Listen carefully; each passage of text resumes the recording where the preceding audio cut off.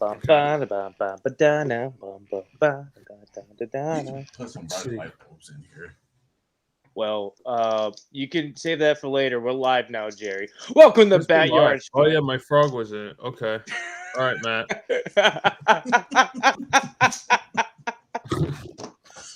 Okay.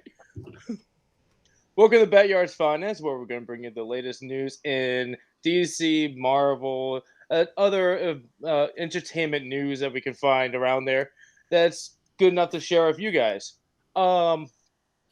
Today we're going to be talking about our main event is going to be John Wick, and we got our short is going to be the first and second episode of Lycoris Recoil.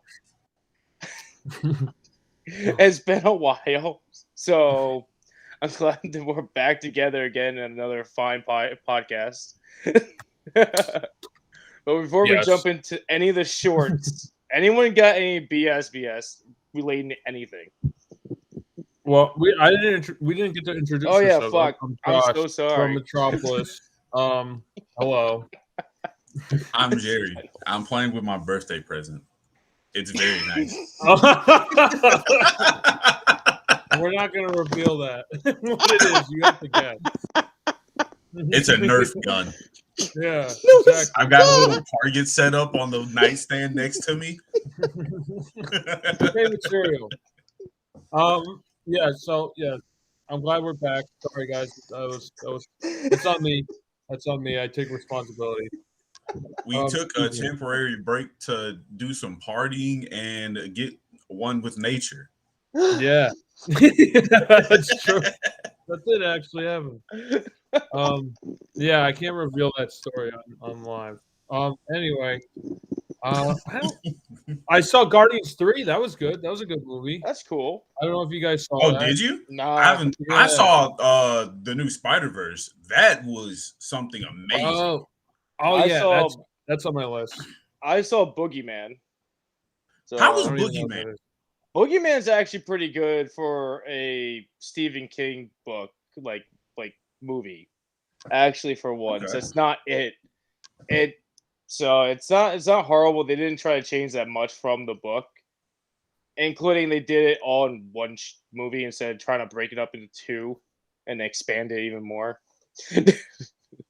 Okay. It's a good psychological movie with an actual monster that's there though. So that's cool. Okay. So the creature plays with your mind. Is it like an older book, like one of his older books, or is it? I think it is. I don't think so because my uncle Chris was a big fan of Stephen King, and he never told me about the Boogeyman. So he kind of stopped after a certain book, but I think he probably at least between 2010 to now. I think book. I'll look it up, but I don't think it's that. I don't think it's one of his oldest ones. My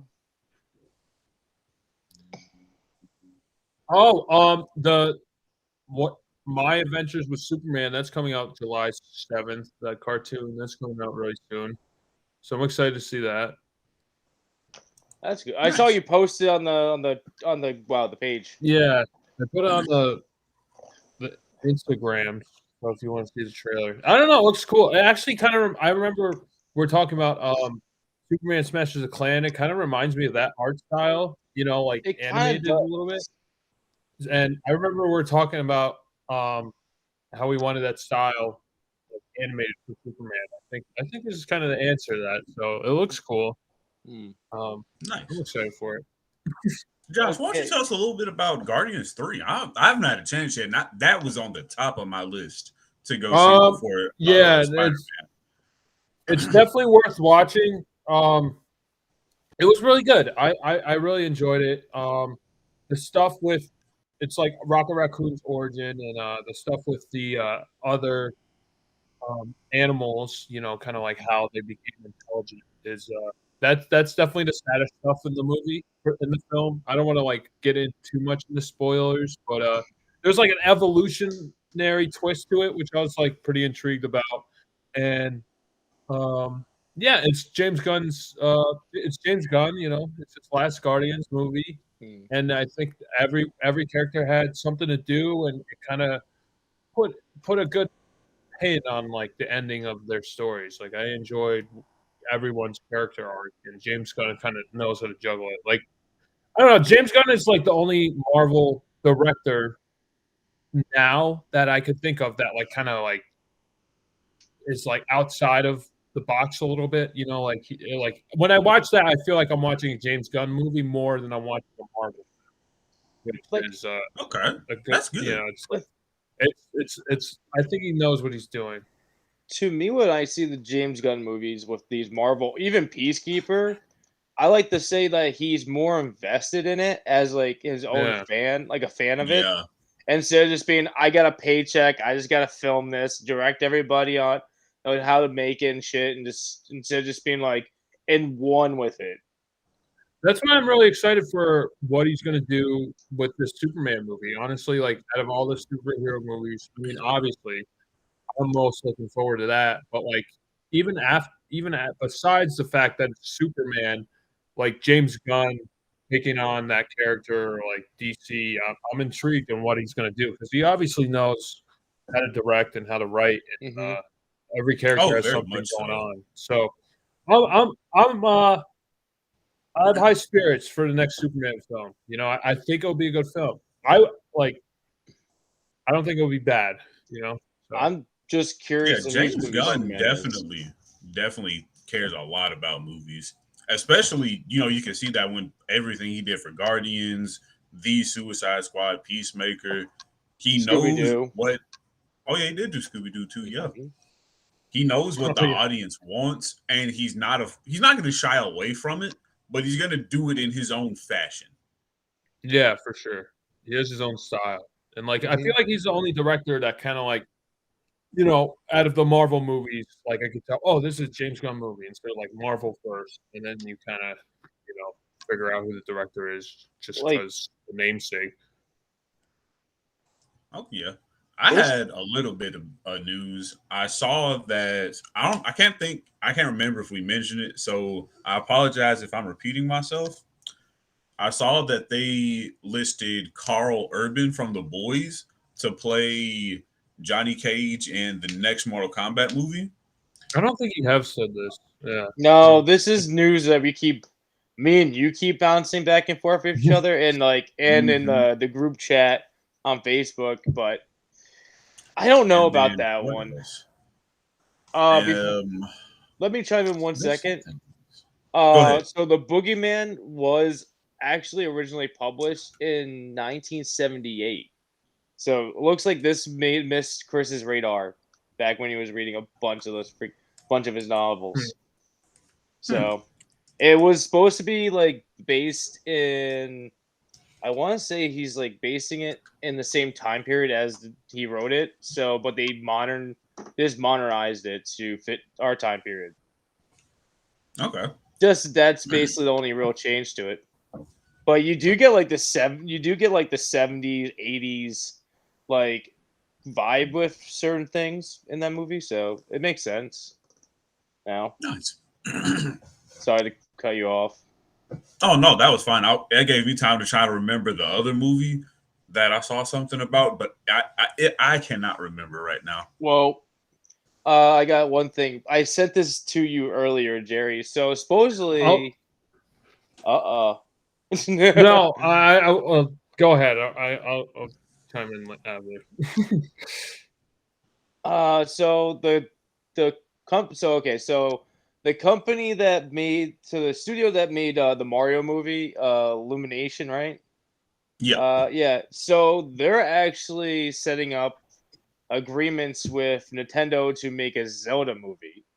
It looks like Yeah, right they're now. gonna do a whole universe. That's what I I know, but expected them to it do, Hmm. was and it's still gonna up. lead up to a Smash Bros. Movie. We already know Mhm. it's gonna happen. I know, but they were still in Ah, the, but they're still in like the planning situation where they're still negotiating with Nintendo.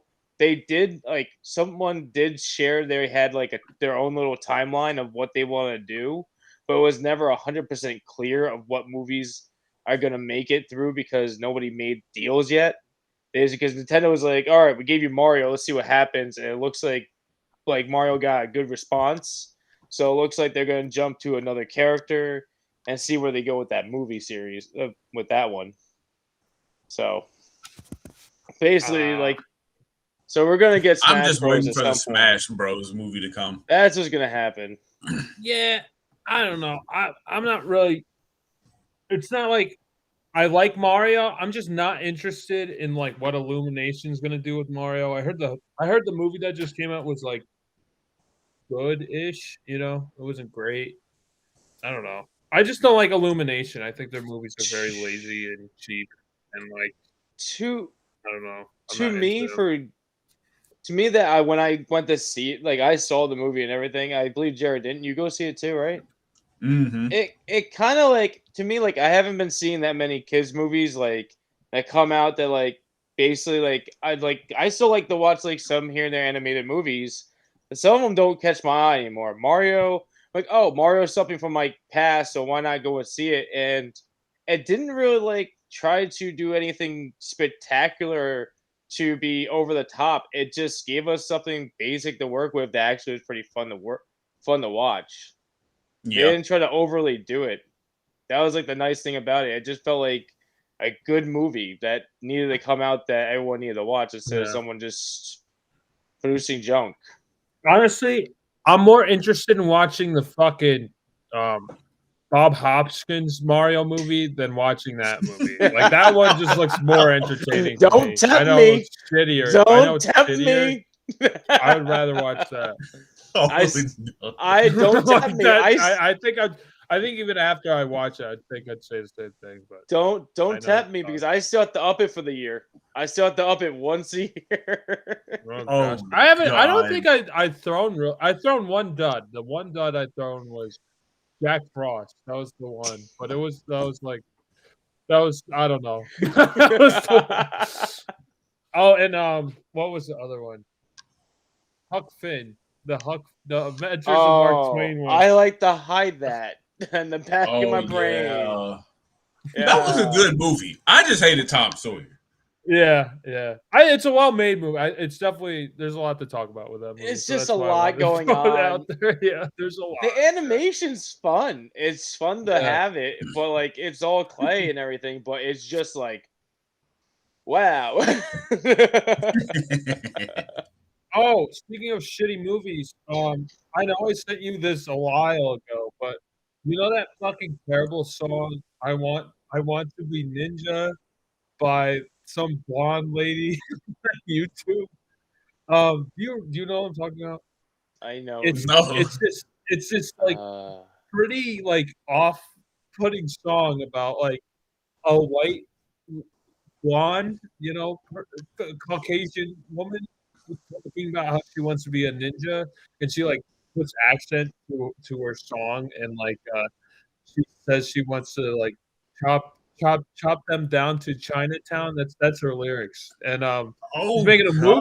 There's a movie. Yeah, there's a movie. I don't know if it came out. It's called "I Want to Be Ninja," and she's a ninja superhero. That sounds familiar, and I'm really happy that it sounds familiar. I know Josh sang it a couple times to me, so I know it that way. It's just. Why does this feel so offensive? Like it feels so. It's so offensive. Like it's gonna be great. It's almost like it's like Tropic Thunder, you know, but like this is. You can't do that. You can't do that right now. You can't do that.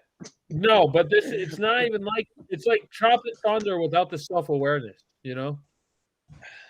It really I don't know. That movie was at least making fun of those people who would, you know, go to that 10th I know, degree. But like and this is like this is the movie. I'm like while Josh finds the clip, I'm gonna steal this time to talk about Spider-Man. Yeah, go ahead. Please. Okay, yes, that's what I wanted to ask you. I know we talked about the Spider-Verse when it first came out. I think last year, maybe 2 years ago now. Yeah. I wasn't expecting them to revisit this movie series, but the second film, this is much and vastly superior to the first film in a lot of ways. It's the plot for it is a perfect 10 out of 10. Crispy did see a big spoiler, and I hate you saw that because when we got that reveal, everybody was like, "What in the?" You know, it was such a holy crap kind of moment. Let me just say, Instagram is a dangerous place. But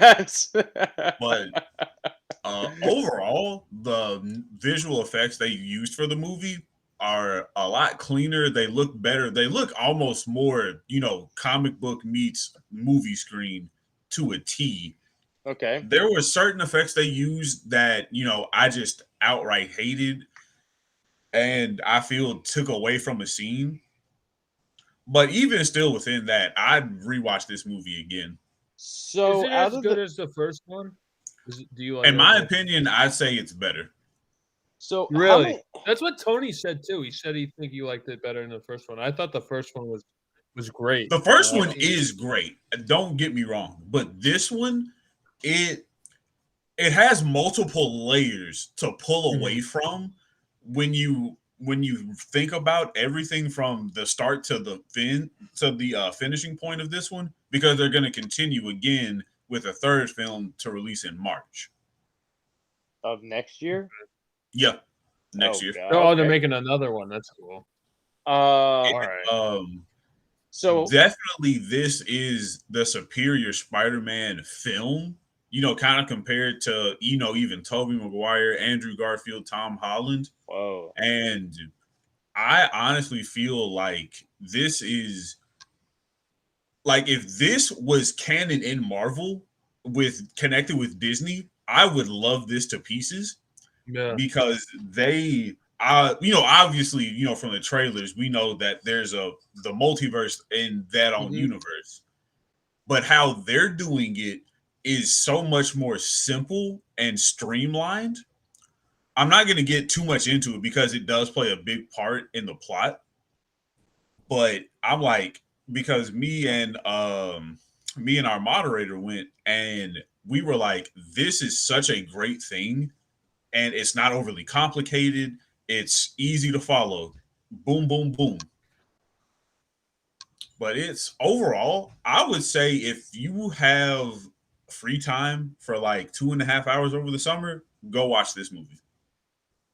We might do a future episode. Okay. Yeah.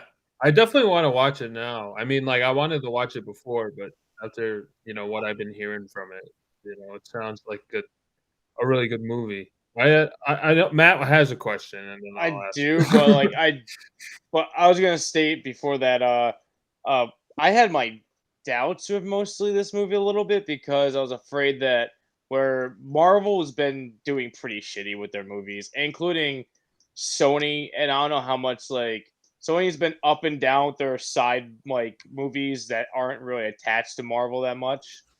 So I didn't know if they did one good movie, then the next movie was just gonna flop, or that Marvel kind of talked more to Sony to put in change things up to make things fit with their stuff, then so people don't get more confused watching this movie, and maybe they were connected somehow because I believe they still have another Spider-Man movie still in the chamber at some point for the Marvel's universe, so it still gives us hope to maybe we can connect this movie to that universe. We'll never know. We could find out in the future. It could happen. But I don't know. After hearing all the news from everybody that's went to see it, I'm got better opinions, and I'm I can't wait to go see it. But I just need to find time to go see it. Matt, we should go see it. We should see it next week. All right, I'm down. All right, we're going. All right, we're going. Sounds like a plan. But Jerry, out of the original cast from the first movie, who's still in this movie that we can remember? That we can. Everybody's still in it. Even I heard Nicolas Cage wasn't on it. He's in it still. He's you. You see his character, but you don't hear his voice because this is. I guess this is going to be a light spoiler. I guess I could say. It's hard to answer this. You don't have to answer it. Question. You don't have to answer. You don't. I didn't know it was going here. I didn't know it was going here. Okay. Here's how I'm gonna do it. So the spider people they focus on the most right now is Miles, Gwen, and Spider-Man 2099. Okay. That's why those are the main ones that they're really focusing on. Okay. Oh yeah, I heard the audio mixing was kind of off, like from online posts. Is that true? Like when you watch the movie? I personally didn't notice it, but I also saw it in a different format than what I usually do. So if it was, I probably just missed it and wasn't actively looking for it. Good bless you. But I see we have a question from Ty Talk Sports, and he asks, speaking of Spider-Man, what is your reaction to the concept art of the upcoming game? I personally like it a lot. I think it's going to be very reminiscent of the old Spider-Man games on PlayStation 2. And I think it's going to be kind of fun to see that style come to the, newer generation of consoles. I'm in the same I haven't boat even as seen Jerry. it yet. You haven't seen it yet? Oh God. I saw it.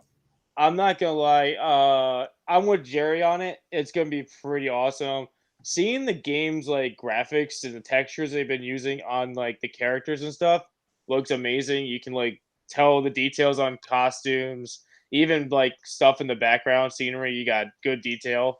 The use of characters they're gonna do with this game is way more.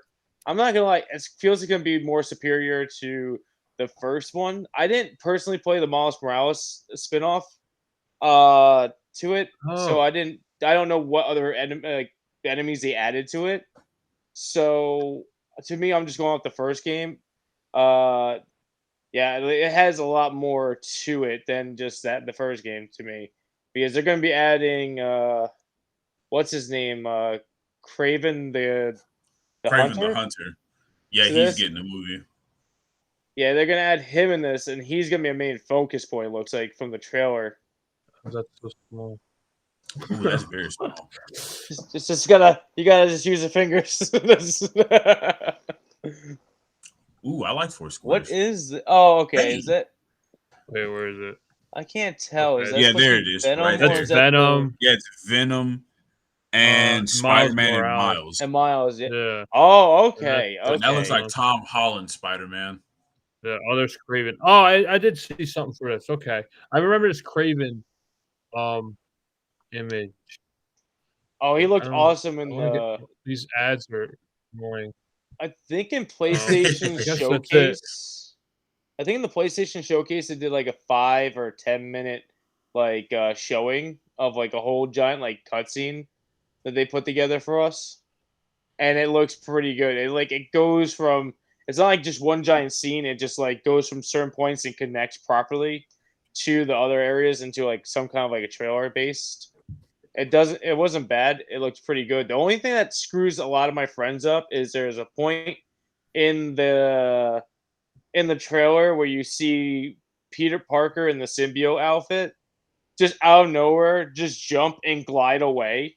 And he just jumps that did happen. And just glides away like 2 or 3 times in the trailer, and it doesn't make any sense because he's jumping towards like an open area where he can't just web swing from. It's like jumping towards the Hudson. Like Okay. It's kind of weird. So but I did talk to Anthony from Ultimate Universe Whoa. Okay, so Anthony from Ultimate Universe, he is a giant Spider-Man fan, and he says that the symbiote can do whatever the fuck it wants. Technically, there's a bunch of other comics where it basically just adapts to what it wants to adapt to. So I think it's just did an adapting ability that it just Peter thought of that it just did went with. So, does anyone else have any BS? Yeah, this is the last thing I want to show. Good God. What is this? What is that? What is this? Why is it small? I can't see. Oh no, I want to be ninja. Oh this is the poster. It's supposed to come out this summer, but I just wanted to. This is happening. This is real. So sorry. I don't have any more BS, but I do want to answer Ty Talk Sports question same again. Here. He asked, with the white hot rising popularity of Miles Morales, do you guys think that Miles Morales would surpass Peter Parker as being the Spider-Man instead of being one of moving forward? In my opinion, I would say yes, especially with, the resurgence of, comic books, getting back on the rise again because of all the superhero films. But Miles Morales is also, a very different Spider-Man. He's both black and Puerto Rican. So, people of two different cultures and people who are biracial do have something to latch onto. And a lot of, his story and things are more relatable to minorities in different walks of life and different styles. And I think it will happen more so because, as a socio economic society, we've started shifting, again on what we consider an ideal, I guess, hero. And, especially with more, African Americans and all other minorities and ethnicities getting in more positions of power, and having more representation. I feel that, Miles would he would surpass Peter Parker. And I also feel that he would inspire more diverse and ethnic superheroes. I concur.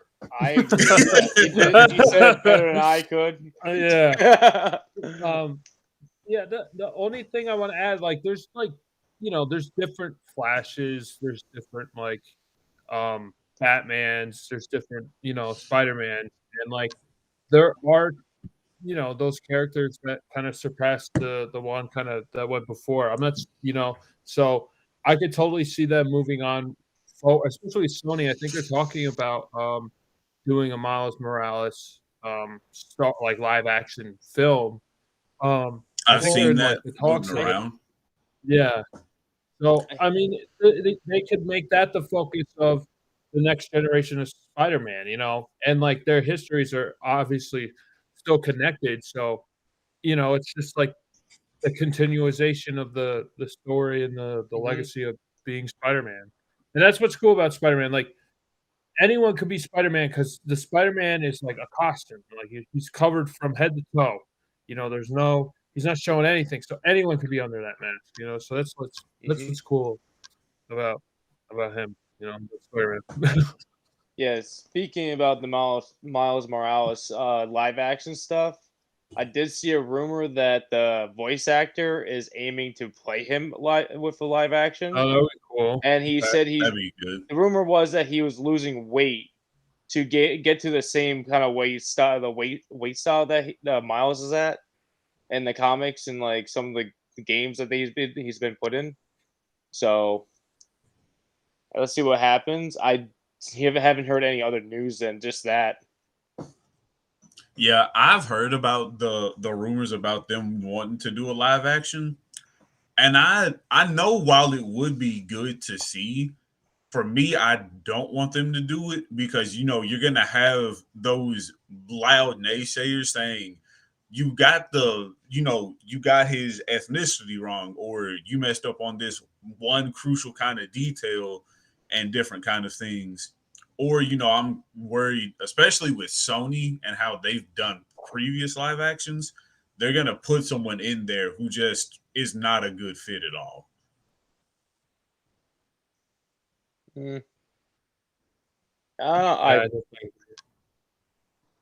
But that's another conversation we can have maybe for like a bonus episode. We just go out and try to find some things and talk about it. Yeah, we're in the talks of doing a bonus episode. I know. I don't know. We're throwing around the idea of what we're gonna do. But yeah, maybe we'll figure that out. We'll definitely do bonus podcasts. So you heard it here first. We might be doing 2 episodes a week. Sometimes. That'll be good. No, that'll be fun. Yeah. Don't scare me. We'll figure all the details because I know we saw that Batman, how we would incorporate Superman into. Yeah, we keep postponing that. I don't know if that should be its own episode or just BS segment. We'll figure it out. I'm gonna say this. That's gonna be its own episode because I seen what you have written. You are gonna need an episode, sir. You're gonna need an episode.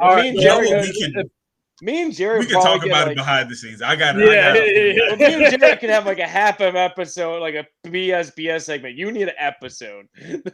For you. Well, then that means I have to finish out my treatment. I got to a beginning. I was like, all right, this is enough for a BS part. But like, if I'm gonna put out the thing, like, then that's its own episode. So I got to a stopping point where like a segment. Jerry, he's writing it, then he has like another person checking his writing to make sure this is a real script or not. So this is what John's don't. But anywho, does anyone have any PSPS? No, we're all done. I think we're all done. Let's move on to the short. So the first 2 episodes of Lycoris Recoil. Take it away, Josh.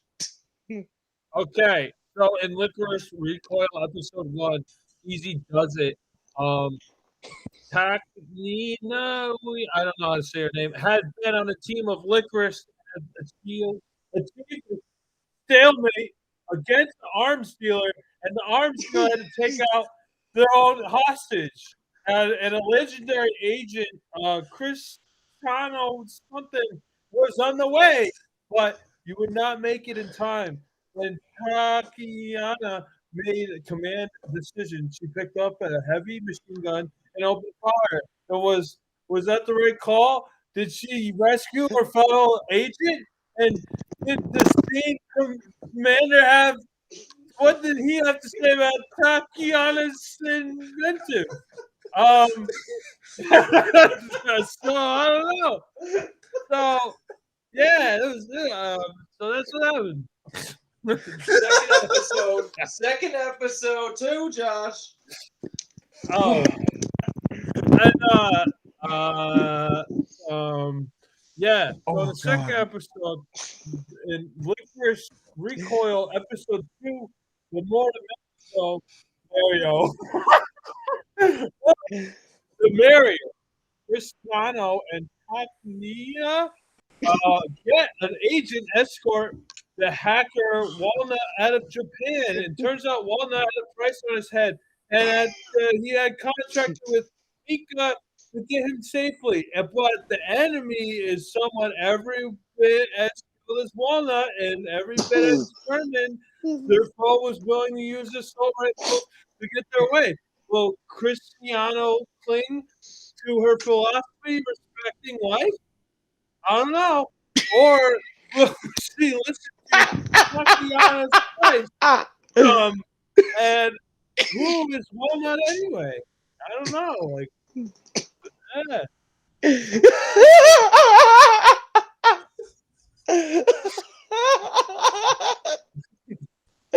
From here on out, we need to have Josh do every anime episode. Yes. This is the punishment for fucking prolonging it. I didn't read any of that. That was all on my head because I know this is verbatim for sure. That was such a different tone and way of speaking that you ever done. Oh Lord! Because I felt the gun pressured against my head. I'm like, fuck. I don't know anything. I mean, yes, I know this. I watched this. One time I was watching this show and I fell asleep. Don't take Jerry's fucking story. I know. That's my bad. Don't you take his accident sleeping through the story. You procrastinated. You procrastinated. Let me start this off by saying this is incredibly funny. Like, the action is really good in it. Mm-hmm. I'm like, oh, we have secret agent high school girls, and people are completely fine with a 14-year-old having a Glock 9 and going on a dangerous hostage situation and committing all these other crimes. Yeah. The thing is that the public doesn't know that, though. The public doesn't know this. But what this really reminds me of is Spy Family. Okay.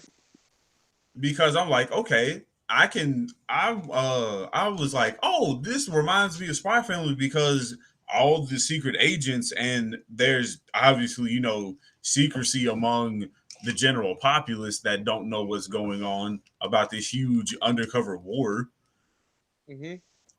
And I think the fact that Chisato uses non-lethal bullets and means to attack her enemies is something very different that I'm not used to seeing in a show, especially, a show about, secret agents being given authority to kill. I believe they give an explanation of that later in the series of why she doesn't like to do that, because in general, her character is more like an uplifting character and loves to just keep going and like have the fun. So she really doesn't really want to kill automatically from seeing her character. She doesn't look like that person, so it makes a lot of sense. But I believe there is an incident that actually causes her not to use lethal rounds. Ooh. So, well, they talk about a certain incident that happened with the tower in the first episode, where she basically was surrounded and basically took down a whole terrorist group single-handedly. So, yeah. There's a reason why she's the best. But yeah, she's literally fucked up. She's literally just like, she can predict when people are gonna shoot her and basically move out of the way last second. Josh, what do you think about this? That was my favorite part too. You didn't see it. But the fun thing is, this is an original anime. This is no manga attached to it until after it started airing.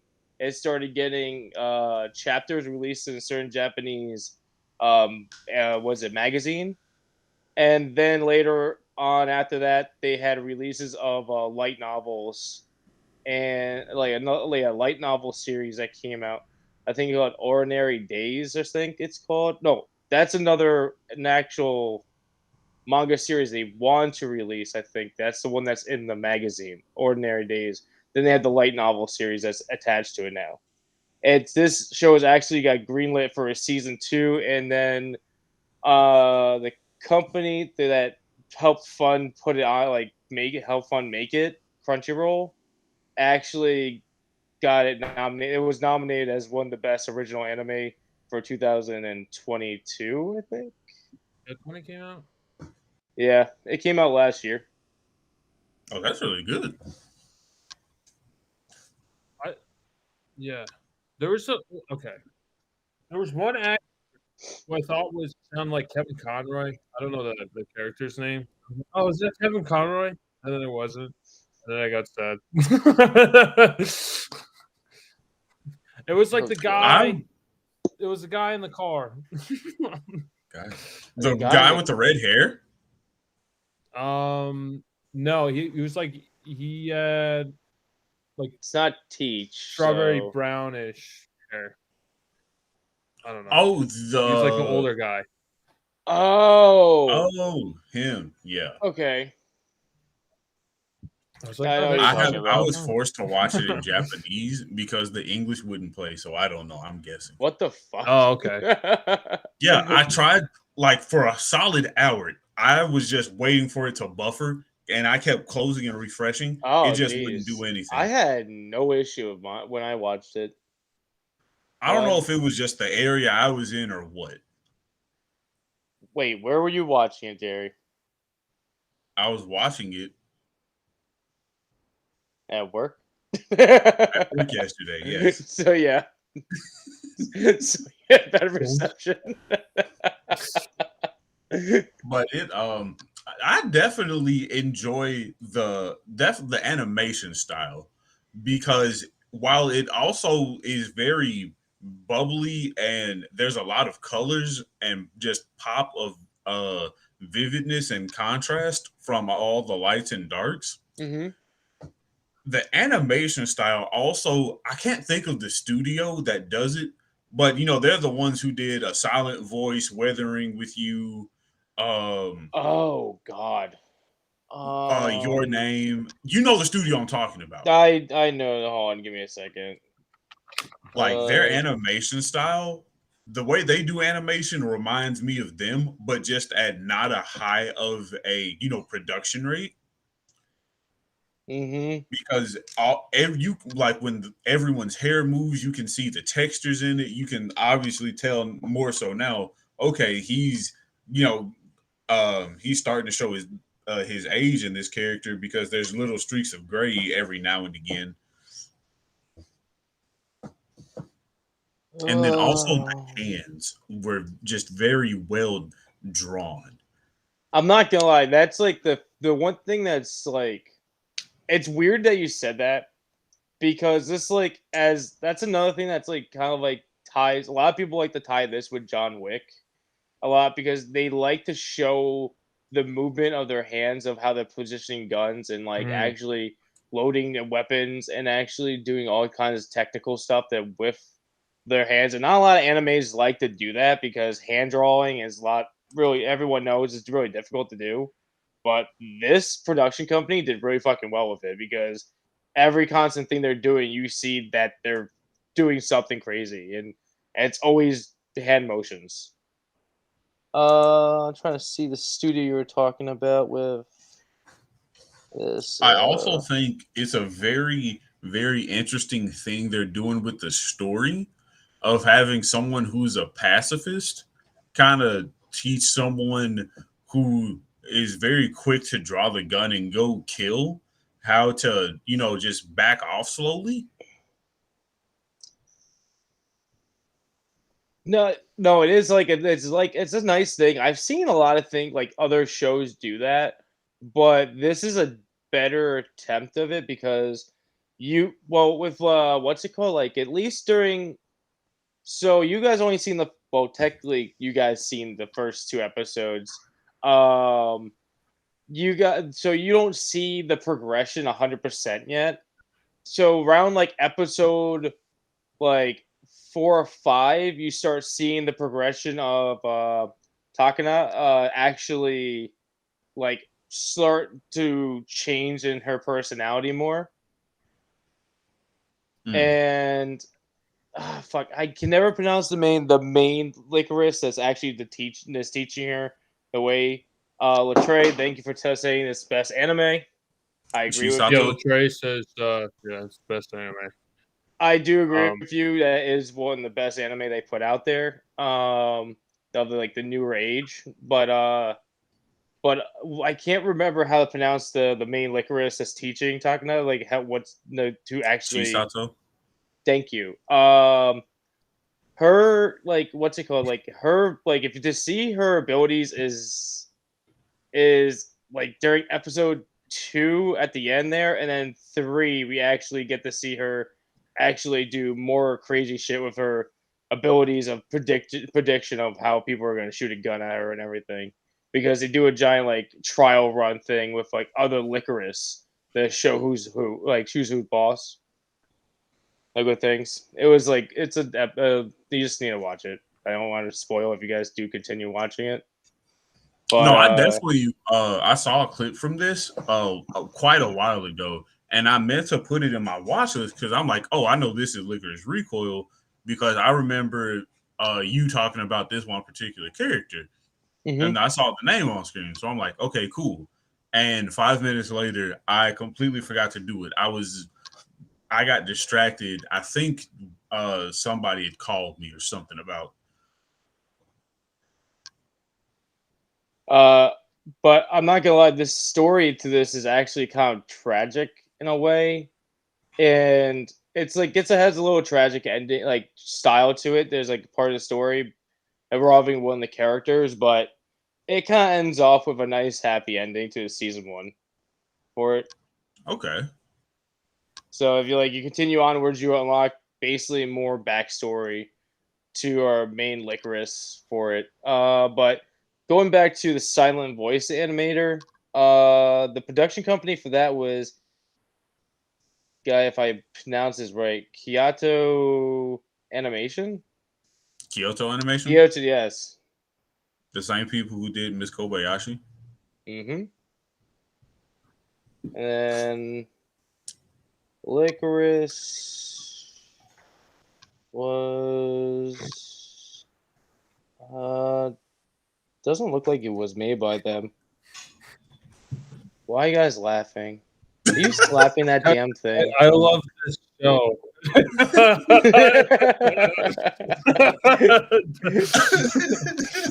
So the studio for this, Jerry, the studio for this one's A1 Pictures. Really? Yes. Wow. A1 Pictures did some really good animation for this. Not saying their animation's bad, but this one's definitely my favorite they've done recently. All right. So, Josh, you have anything to say? The animation was really cool. I do agree with you guys. No, to be honest, like I was like half watching this show, so like I didn't really retain a lot of the information. I know what you were doing watching this show. Don't lie to me, Josh. I know I was watching it. We were having a watch party before the podcast started, and like we're getting interrupted by tortoises and bears. So like I was just trying to retain as much of the show as possible. But I did like the animation a lot. Like it was very crisp, very clean, and it didn't really like. I like how it didn't go like overly like CGI either. It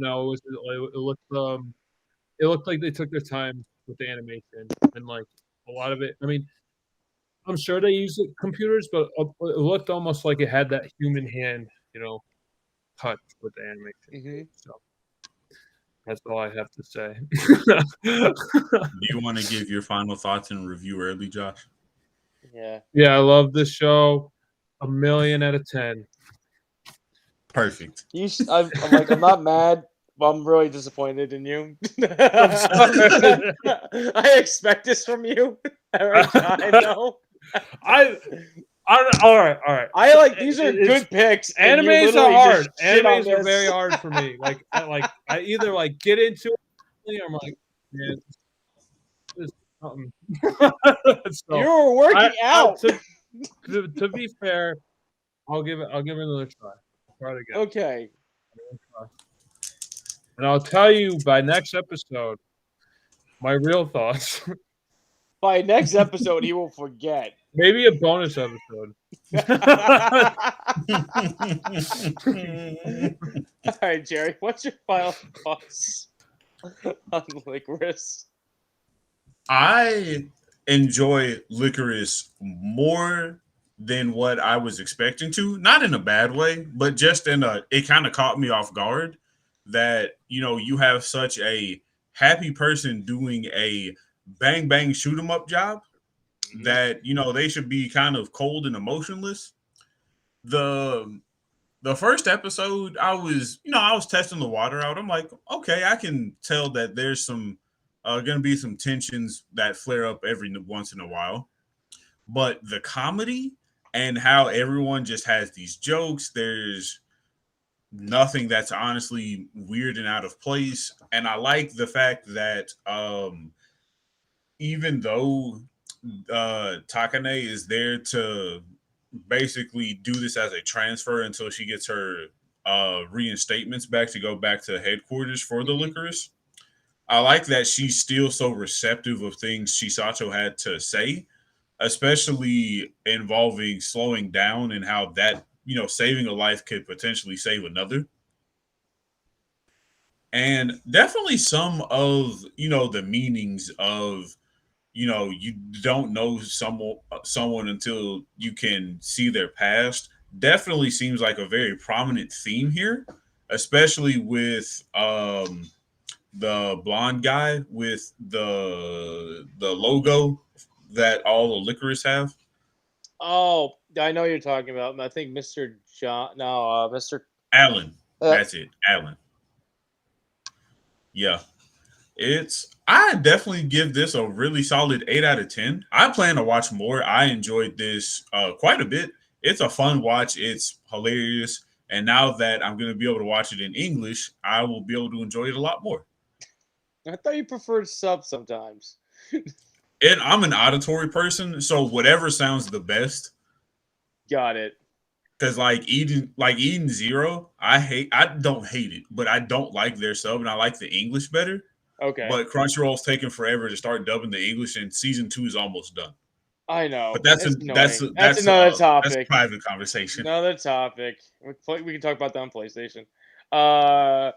Well, I agree with Jerry with a lot of things that he's already stated with the show, and agree with like what both Jerry and Josh said about the animation. And I've finished watching this show, so to me, I'm like, I actually will give it a 10 out of 10 because it's really good seeing this like kind of like show, including you get to see. Like it's basically the whole cast is mostly like a female cast, and it's actually nice seeing that it's not a lot of like pushing in a lot of directions. They all have different personalities that all work together, and it's not just like they're forcing all this personality into one character. Everybody's set up differently, and you get to learn about a lot more of the other characters. It's just focusing on the main two, because I wasn't expecting at some point you will jump into the actual teacher his nickname's Teach.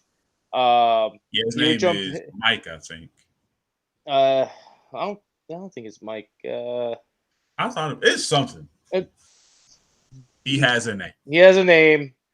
I always suck pronouncing Japanese names, so I'm not gonna lie. But he has an interesting backstory because technically he is a Lycoris, but he's not a Lycoris in sorts, because there is a male organization just like the Lycoris that assume they're better, but Lycoris is actually a lot better. Not gonna lie, they step it up better than them. But I give this, like I said, 10 out of 10. Go see it. It got fucking awards. Have fun with it. Take your time. Don't rush it. I do have one question. What's up? Do you feel like the girls in Lycoris could outmaneuver the Koromine Girls Academy Tankery team? That's a special unit, dude. Shit. Why? Okay, so logically, yes, they can. If you're going off of just luck and bullshit, just like Girls on Panzer. You didn't have to really answer it. I am answering it. I am answering it. If you're going with the nonsense of, if you're going by universes here, and that group, if they're in Lycoris Recoil, are gonna get fucked up. If Lycoris Recoil was moved into Girls and Panzers universe, the Lycorises are getting fucked up. All right, because that's how it is. Not gonna lie. So let's move to the main show, the John Wick, the movie. So Jerry, take it away. This is one of my more recent favorite films of Keanu Reeves. It is the story of a retired businessman who has lost his wife, unfortunately, to cancer. And, he is through the grieving process, and she, as sometimes people, will do before their passing, they'll set up, in a life event so that on the, day of their passing, a family member, a friend, or whoever will receive, some kind of message from them while they were still living to give them those, final words. And he receives a beagle puppy, super cute. And he's, traveling with the puppy. He's, slowly getting back into, I do have something that'll help me get back, on my own again. And then unfortunately, he meets some savory individuals who rob him of his very nice Mustang by breaking and entering his home and committing assault and burglary, and also murdered his young puppy. And as the story unfolds, we figure out that the gentlemen who did it are a part of a Russian, a Russian mafia. And the man that they had a story on was a very infamous and very well feared hitman, John Wick. And the father is telling him, John Wick is going to come for us and you have doomed us all. You're an idiot. Thanks a lot, my stupid son. He doesn't believe him until John Wick has come close several times within killing him and his companions. And along the way, we see John Wick meet other very notable assassins and hitmen.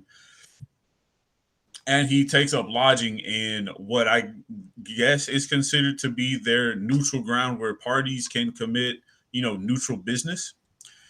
And he does get his revenge and kills the Russian mob leader's son. But the Russian mob leader also gets his revenge for his son by killing a close and trusted friend of John Wick. And so John Wick takes it upon himself to go to the leader of the Russian mafia, kill not only him, his cronies, but also the leader. And as John Wick is on death's door, he plays a recording that he last took of his wife, and it gives him the strength to kind of patch himself up and rescue I believe, a blue pit bull puppy. Very cute, very cute. And the movie ends there with a very happy ending, because not only did John Wick get revenge for the people who murdered his dog, which is very wrong, but also broke into his house, assaulted him, and he stopped an organized crime unit by himself with the help of one friend. Well, Jerry just spoiled the ending. No one needed to know about the puppy. Like, God, that was the ending. That's what we didn't know. You just spoiled everything on that. All God right, damn it. Review's over. So, like, how do you guys feel? Who wants to go first talking about it? Okay, I just want to mention You didn't see this one either. Huh? I'm joking. No, I did. I watched this one. I was watching this with my sister and my brother-in-law, and my sister. Right when the dog died, this was like the first 10 minutes. She was checked out. She's like, the dog died. All right, I'm done. And then she was like, that was it. So that was it for the movie for her. And it was intentional, with the dog, Daisy, passing away. I was like, oh no. You kind of anticipate it, in the back of your mind, you're like, oh, dog, oh, No, it's fucked up having the dog die.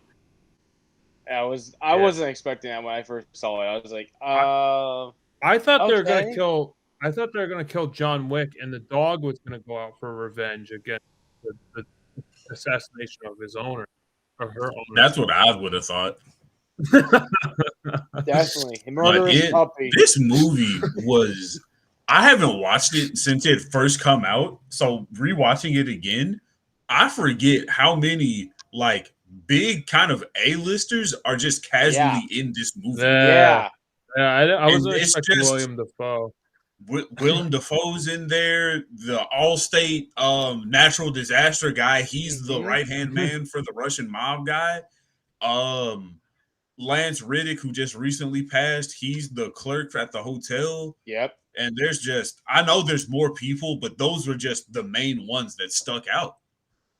With Game of Thrones kid. Oh yeah, the Game of Thrones kid. I'm not I gonna feel lie. bad. He always has to play a little just prick. Asshole. Yes, he's a great actor. I love him as an actor. He just always has to play the prick.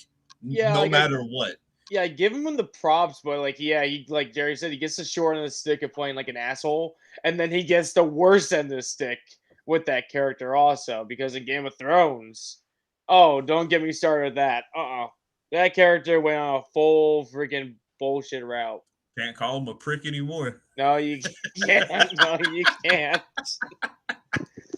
Oh no. Oh, the Greyjoys. Ooh, man. Just crazy. Yeah. Jesus. Oh god. But like Jerry was saying with the hotels being a neutral zone for these hitmen and women, it is a neutral zone. Each state, and I believe it's like every state and every country that actually has their own setups of safe zones. Because even in in John Wick 2, they expand out of the US more, and they go to Italy. They even have a safe zone in Italy. And I believe it's I think they set up in Rome, so they have a hotel in Rome where he goes to. So there's that's how it is. So the rules are you cannot do anything bullshittery at the freaking hotel. No other dumb shit. You cannot shoot somebody that's another hitman. You can't even kill your own target. Let's say your target walks in that hotel and sits right in front of you. You can't kill him. You can't kill him. Broke the rule. Yeah, you're gonna break the rules and you're gonna get fucked up because that ends up happening. It's a little bit of spoiler for whoever hasn't seen John Wick 2. I haven't seen. I haven't seen it. I'm not gonna say it, but a situation like that happens. Again? And that what? The dog dies again? Well, no, the dog doesn't die, but no. In the sequel, they kill the other dog, and then he keeps getting new dogs at the end of the movie, and they keep killing them. No, in the second movie, we get pigeons. We get pigeons in the second movie. A pigeon for a pigeon. Oh, camera focus. That's a throwback to on the waterfront. We did that. Yes, we did. Yes, we did. Crispy, you mentioned rules, and I want to piggyback off that for just a quick second. I love how everyone knows and understands the rules, and all the consequences are just universally accepted. Yes. That's because the gold coins, that's my biggest question. Is that the form of currency that they use? Or is that because that's what I was thinking, because everybody mentioned, a gold coin here, 2 coins there. It's the currency that they use. So now is that 100% real gold? So what it's supposed to be? That's what I thought it was. I thought it was just okay, so yes. So they use golden coins as currency. So basically, a golden coin is whatever the weight of that golden coin is what you're getting paid. Okay. So that's how it goes. So basically, you set them up. They even have some people actually have legitimate currency prices as contractors, but there is certain currency that you have in your organization that you can use within those safe places. Because I'm not gonna lie, in the second movie, they expand more into that universe of what you can do with this money based up currency they have. And let's just say the store clerk is more than just a store clerk.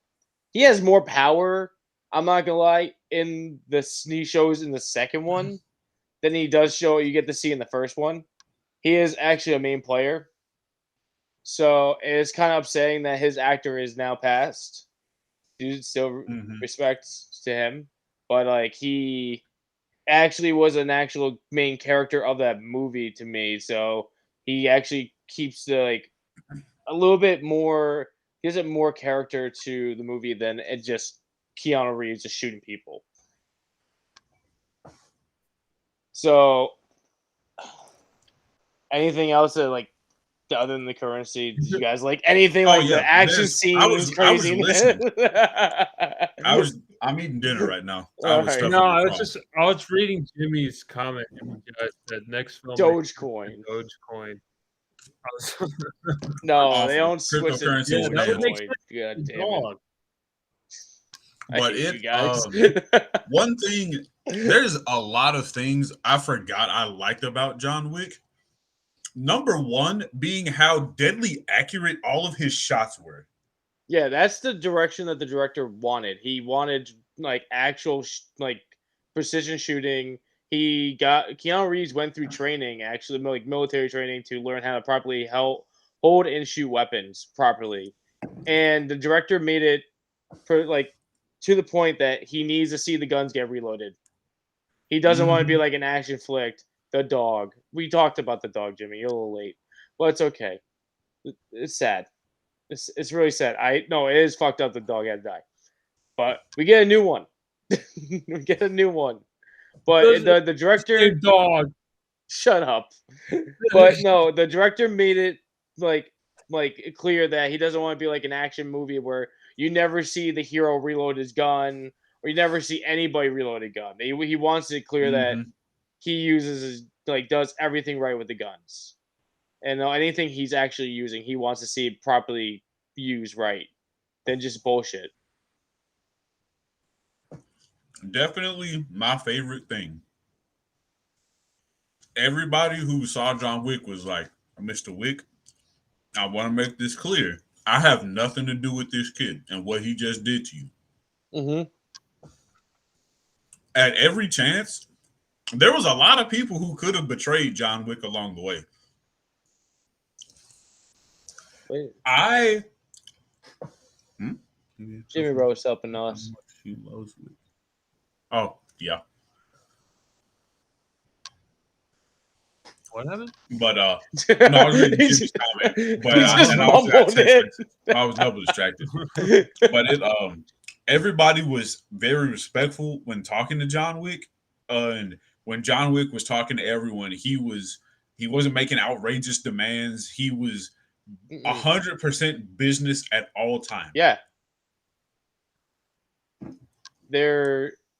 There's a funny clip where John Wick, not a funny clip, well, on Instagram it's funny to me because it's behind the scenes. So you know when he goes to the club and he points the gun at the bouncer and he talks to the bouncer Yes. and he starts talking about him losing weight and all that stuff, and then he lets him go and stuff. Mm-hmm. That was the actor breaks it down. He's like, me discussing my weight with John Wick was me telling him how many people are actually in the club that he's looking for. Oh. Yeah, that was him giving away information in case somebody heard him talking to him. It wasn't like he gave away information directly. It was more hush hush bullshit. And that's what the director not the director, but the actor likes it is stating, and nobody's has fought him on this yet. That's cool. So that's why John Wick just let him go and just went into the club. He would have got shot if John Wick didn't get his way, but no, he actually did his thing, the right thing, and just went on into the club. Now I haven't watched any of the other John Wicks. Yes, this is the because first time I watched the first one when it was on TV. I think in like 2016 or something. Okay, but I haven't watched any of the rest of them. Are they all as good as this one? To me, I got cut off at 2. I didn't get to 3 because 3 I think it came out and I didn't have time to actually go see it. And then every time I wanted to make up time to go to actually watch it, I didn't want to rent it or buy it. I just wanted to see on stream it. And I kept on being that kind of way with it, but I owned the other 2, so I don't know why I just didn't buy the third one. But the fourth one came out, and I wasn't expecting I wasn't picking up the noise of 4 that much. So that slipped my radar pretty quick until it started getting more promotions. So and I was busy again at that time too. So I need to catch up on really 3. Good. No, 4. With 4 is actually pretty good. So you did see 4? No. Like everybody that's seen 4 has said like really good things about 4. Our friend Steve went and saw it, and he actually loved it. He just said this is great. It was a great freaking movie, and like was like talking about it for at least a good like almost like 30 minutes, an hour with us about it. But without giving things away. I did see some behind the scenes things for 4, and there's a funny clip of them fighting on an escalator, and they're John Wick. Keanu Reeves is like talking about like we're old now, and I believe it's just Japanese actor too. There he was talking about how he's like, yeah, we're old. We can't do the things we used to do in the past, and they have this like ice spray shit that they spray on us. And like if we're feeling sore, they spray us in that spot with this like spray, and then we feel 100 times better, and we're back into action again. He's like, I don't even know what it is, but they just spray us up, and we're back in the scene. So it's kind of like they have like that. I hear on like all the sets for John Wick, it's a ball. It's not like overly dramatic. That's what I've also heard that like all the sets for John Wick are just a really great place to kind of be around because everyone just has fun with it. Yeah. And like you would think like due to like the direction of like how the movie is, like definitely I know like the first 2 movies, they're definitely 100% serious to the point. But they do have their like funny wit moments, like joking around shit. And but like you're messing around with guns and like all this tactical wear all the time through these movies. I would assume they'd be more serious, but they're like, yeah, we're serious, but we're not. We have our moments where we just have like shits and giggles all the time. We're just yelling at each other for some dumb shit that happened. Oh, you kicked me on accident. We're doing some action scenes. This is gonna happen to us. Mm-hmm. But I am curious. I never looked into it though. But in the beginning of the movie, when we still had the young puppy, John Wick was doing the drifting with the Mustang. I was wondering if it was Keanu Reeves doing that or actually another stuntman. I feel like for that they probably got a stunt driver to do that. Yeah, that's what I would assume too. But Keanu likes doing a lot of his own little here and there stunts with certain things. So yeah. No, I can see Keanu doing it, but and for practicality, I'd see them doing a stunt driver. Mm-hmm. Like maybe Keanu is in like the passenger seat or whatever. The thing was like with that Mustang, the windows were so tinted you couldn't even actually see who was actually inside it. So like I think actually maybe in that scene the window was down, but I don't know, like because inside you see outside the window, so it's you don't see actually who's driving it during the actual stunts. But how would you like? Okay, so I forgot Willem Dafoe is in this movie. How did you guys enjoy his character? Honestly, I thought Willem Dafoe was gonna kill John Wick toward the end. But then I was like, no, that doesn't make sense for Willem Dafoe to do because I said that the first time I watched it, and I said the same thing again. I don't know why I said the same thing to myself twice. But Willem Dafoe, you could just tell his character's not like that. Like there's no amount of money that could be offered for him to kill a friend. Jimmy said here with they gave him the kitty steering wheel. Oh, yeah. The dummy wheel. Yeah, the dummy wheel. So Mike, I'm trying to see if he's actually saying the right word there for the beginning of it. But okay, the kitty wheel. All right. Yeah, I liked how they revealed like William Dafoe, like you don't know if he's friend or foe. I didn't mean for that to rhyme, but anyway, when he's like trying to he's using a sniper to shoot at what you think Keanu Reeves, but in reality he's trying to kill off the female assassin that's like um attacking John Wick at that moment in the hotel. So it's kind of cool, like it was like subvert your expectations towards the end. But like it's cool. I mean, like it showed that they had a relationship from like the very first scene, basically. And you're like, oh well, is he a double crosser? Would he kill him? And it's like good to show that he was like a loyal friend even to the end. So I thought that was cool. I agree with that, especially with how Vigo went directly to him with the contract, basically saying, "Hey, if you do this, you have the contract and then some." Because I guess he was signaling like you almost killed John Wick before, so you have the power to do it again. Yeah, exactly. Like, yeah, this is my first time seeing any John Wick anything, so I didn't know really what to expect. I know there's like a lot of gunplay and Keanu obviously did a lot of training to do this role. But like I didn't know that it would the story just started because his dog died and his car got stolen. I like how it's just simple and kind of to the point, and you're like you get it from like the instant. You kill a man's dog. That's really fighting words. Yeah, really. That's super personal. Well, like it's like the thing that like I think that like kicked it off is like you said, like he killed his dog and everything, but like the person that kills his dog is the son of the Russian mob that helped him get out of the business. The father, the Russian leader is like, yeah, I gave him a job that was impossible. He did the impossible. That's why he's out. And I'm the like, man you want to call to kill the boogeyman. Yeah, he's the Baba Yaga. Yeah, like fuck. Yeah, I'm glad they.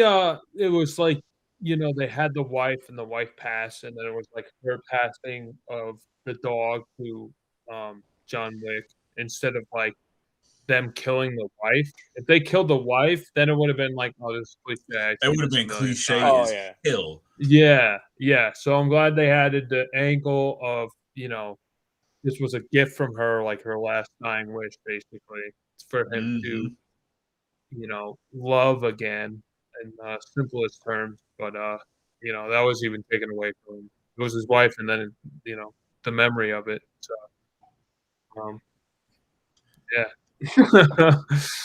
I just want to point out across the 3 John Wick films, I haven't factored in the 4th one. He has an accuracy with his guns of 72.6. Is that what it stated online? Like someone like counted? Yeah. Somebody counted. He is 72.6 accurate across 3 movies and all of these people he's murdered. I want to know how much training he actually went through. And yeah, that's what I'm curious about. Yeah. Because you could tell from those hand movements, like that's muscle memory. That's not improvised. That's someone who knows how to hold a piece. Yeah, like I said, he trained with like top tier military people that actually get the gist of what he's doing with himself. He wasn't bullshitting when he jumped on that freaking screen. They like that's the director was like, we need to be as good as we can so we can like have this character be believable that he's actually a good killer. Because there's people out there who are gonna be nitpickers, like that guy that just did the estimate of how accurate he is. Because some people will look at break down every scene, like his gun's pointing way more to the right. That guy shouldn't have died. So all right, that shouldn't have happened. So that scene's like, ow, he should have got shot himself. But no, they're being precise with this movie when they kicked it off. And somebody else that I want to talk about just kind of very briefly is someone who's kind of the unsung hero of the whole movie, but it's the guy in the bar of the restaurant who gives John Wick basically all the information. He's trying to find the son. He's the leader. He's the leader of that branch. That's his thing. That's his like setup. Because he was the one who told the female assassin, your membership has the Continental has been tarnished, and she basically died to a firing squad. Mm-hmm. He ends up becoming a bigger role. And that's what I figured. He becomes a bigger like a game player in the second movie because a lot of shit goes down in the second movie. And I believe he continues forward into the third movie. But I have no idea what goes forth with him with the fourth movie, but I know he's definitely in the third because how the second one ends, he's gonna be there. But he is kind of like one of the other like faces of this movie, other than just John Wick. So I can't see them not having him. The whole time he tells them, there are rules here, John, and if you break the rules, there are consequences. Mm-hmm. And the funny thing is, he doesn't really change his pitch of his voice with a lot of this, because even in the like heated times, he does get a little bit of voice change, but he mostly stays to that He's same straight tone laced the whole time. Even in the other movies. I think it was very interesting because you could tell he was the one running the place because he had the corner booth by himself. Nobody was bothering him. That's the sign of power you always look for. Mm-hmm. And the first time I was like, okay, yeah, he's going to give him, like that one freebie. But when he called him and was like, John, I'm not calling to tell you in the certain location of a certain someone leaving in a helicopter, but here's another drop in the water for you. Mm-hmm.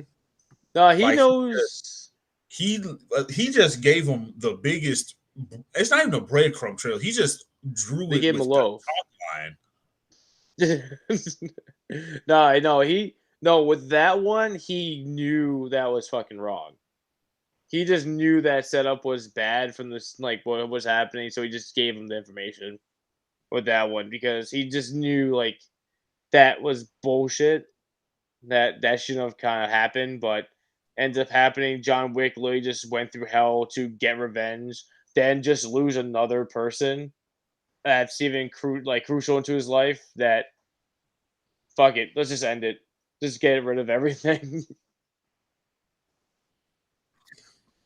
Yeah, the action was obviously really well executed. That's probably like the most glamorous thing about the movie. It almost feels like a ballet, like a dance or something, like kind of like how it's choreographed and everything. Very flowing. Every time he reloads, every time he puts a new magazine in, and like it's after my only this is minor thing, like after like you see him in action once he like becomes like real John Wick, I mean, I guess you could say he was caught off guard when it was like a kid and like the two other little schmucks that like rob him and take his car and kill his dog. Like you would think like he would like and then seeing like how he progresses through the film, like just being 72% accurate with all the shots, that he would have been able to like deal with those dogs like from the beginning. I would give him more the benefit of the doubt because he's been retired for I think about 10 so he's like now. rusty. They do address it. They do address it. He's like, he says some line like that. He's like rusty or something like right in the beginning. So like I was like, okay, yeah, it's fine, but it was just like they the thought covered all bases. Mm-hmm. And that's something I do agree with, Josh. It's an extremely minor thing, but they address it anyway and saying, yeah, I'm retired. I left this lifestyle 5 years ago. I got married. I had a normal life and I was a normal man for, this certain amount of time. So yeah, I gotta, that's like when you take, an animal out of its natural habitat for a period of time. It'll take a while for it to adjust back, but it's always there and a part of them. Yeah, that's true. Mm-hmm. Yeah. And John Wick definitely turns into a demon when he's doing this shit. Basically a wild animal. Um, but the funny thing with this movie series, it actually takes place within months that I Yeah, I can kind of recall. tell that. So this Oh, I all didn't know that. takes Okay. so like this takes place with the time period that we had in this movie was about almost like with a few like a week, let's say a week. Let's say then the second movie picks up and it's about maybe another week installed into it, and then it's like a few days of actual movie, like actual in like days them doing the movie. And then after that, I believe the third one they shoot like they have this giant thing happen, and that's basically barely any time because there's a certain thing that happens and it gives you like you have a time limit set up. And third movie should be like really picking up after the second movie ends. So I Hmm. don't know. I like that. That's the one thing I was like I need to finish seeing the third movie so I can figure out where the fourth one lines up. But if it all lines up like that, and they're literally almost in not even like 2 year 3 months tops Between the movies or like between the or length of all the movies in general like put okay. together. It's So the timeline probably is timeline. very close. It's I really see. close. Okay. It's I thought you were no, saying at not first that filming, like not that's filming, the not timeline filming. for the first movie.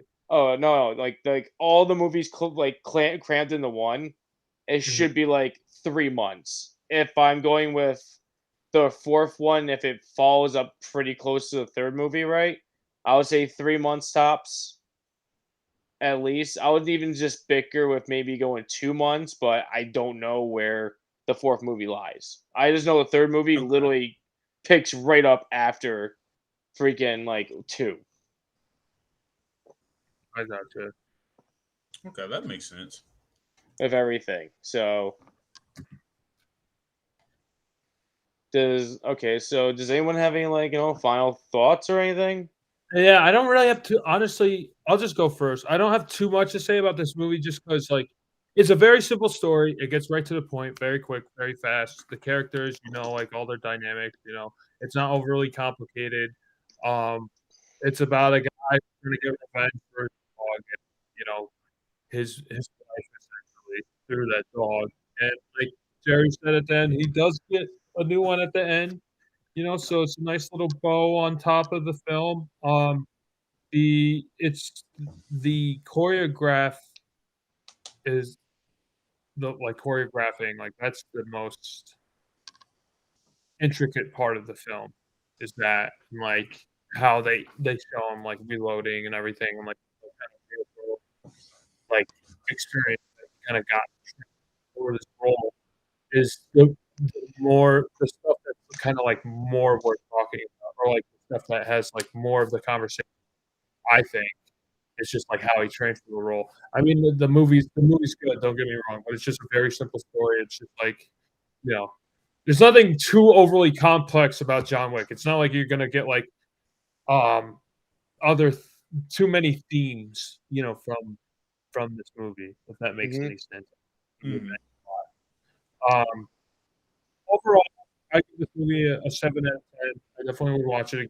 I might give it a higher rating next time I watch it. But like, it's a lot to kind of get over dogs passing, especially like, you know, a lot of times in movies like a dog's death is like a cop out or like a cheat code to get the audience to respond, but Hmm. like this is just how the movie starts. This is just what gets a plot in motion. So like, you know, it's it works for this film. It's not like, I don't know, some other movie where they just kill off the dog, like, in the middle of the movie just to have the audience react. So I agree with you. Like the dog was just the iceberg, like literally the breaking, like the just It was to breaking set the his mind. tone. Yeah, mhm. yeah. For him, it was just last straw with him. Like he was already at that moment of basically it was what like a week after his wife's death, so you're still It fresh with was it. something like that, so it was still very fresh. Yeah. I'm gonna go ahead with mine. Like Josh said, it's a simple revenge movie, and I feel like what we talked about is very appropriate. Definitely, all the behind the scenes things would be, way more to talk about, like with Keanu Reeves going through the, firearms handling, and potentially some of the other like stunts that went on and what kind of went into them. I know for me, I do enjoy this movie. It reminds me of, just a very good action movie. There's nothing crazy. There's no world-ending plot. It's uh literally it's a kid who makes a mistake and now he has to deal with the repercussions of it. Keanu Reeves puts on a great performance in everything he does. And that's one of my favorite things about him. Definitely, and this is a confession. A lot of what I remember from the first John Wick was a video I sent to Crispy like 6 years ago. No, maybe like 4 years ago, where it was one of the beginning scenes where the guys were going back into John Wick's house to try to kill him. And somebody had dubbed over the gunshot with Michael Jackson sounds. So every time a gun got shot, they go, yeah, yeah. But it's, it was funny to laugh at. But I was like, man, John Wick was such a great, just as far as an action movies can go as choreography. Oh God, it is so well timed. It's like watching a machine at work and it just doesn't stop. Like one thing leads right into another. There's not maybe more than 4 or 5 minutes of rest before boom, we're right back at the action again. Mm-hmm. There's no long, overdrawn out speech. There's no, please let me beg for my life. It's like an old 80s action flick where everything gets done in a proper time, which is something I forgot to say earlier. I feel like having the movie run this time length, perfect. We have the setup for why John Wick's going on revenge. We have, a couple of enemies for him to fight, maybe a couple of plot twists that could turn into something, could not. And we also have a very solid and honestly perfect resolution, in my opinion.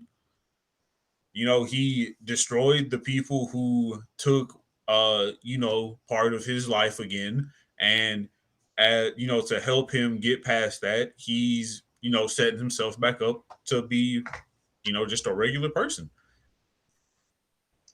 I'm going to give this movie 9 out of 10. I've watched it twice, like I said.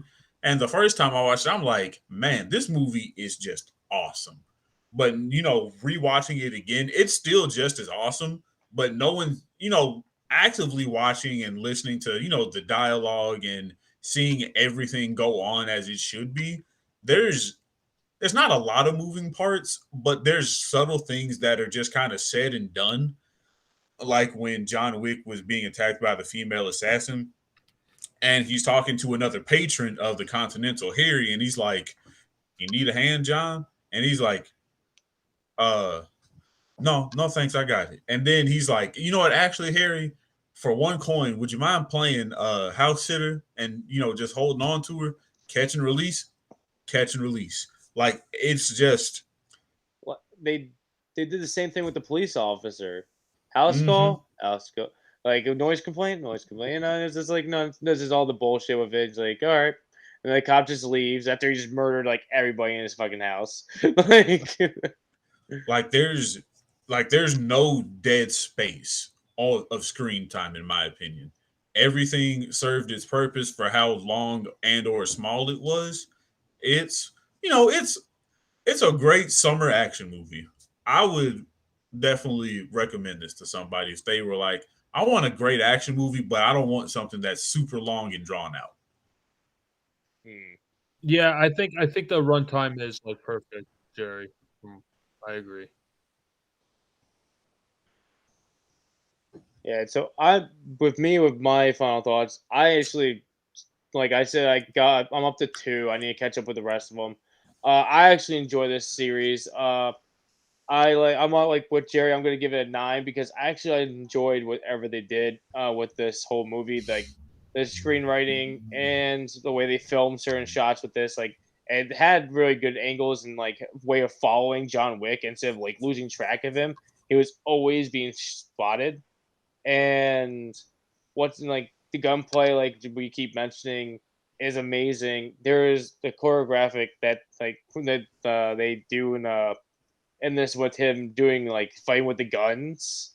It continues on to the other movies, and one of my favorite scenes is like in the second movie. Like one of my favorite like setup like with this gunfight is in the second movie, actually, where he's at a rave in Rome, Italy, and he's literally killing people in this rave, and nobody knows it's happening because the music is going on. No one's paying attention. They're all drunk and high and everything, and he's just smacking people, throwing guns, shooting people, like all kinds of nonsense, and continues on to the point of where he entered that area from like this sewer area, like sewer spot he came from, and like he then continues the whole thing down that way. And but he's all set up and everything for his fight because he knew all this is going to go on. It was actually pretty amazing. Like they don't, and it's the same director that continues on with these John Wick movies. So they Oh, have a that's good. good.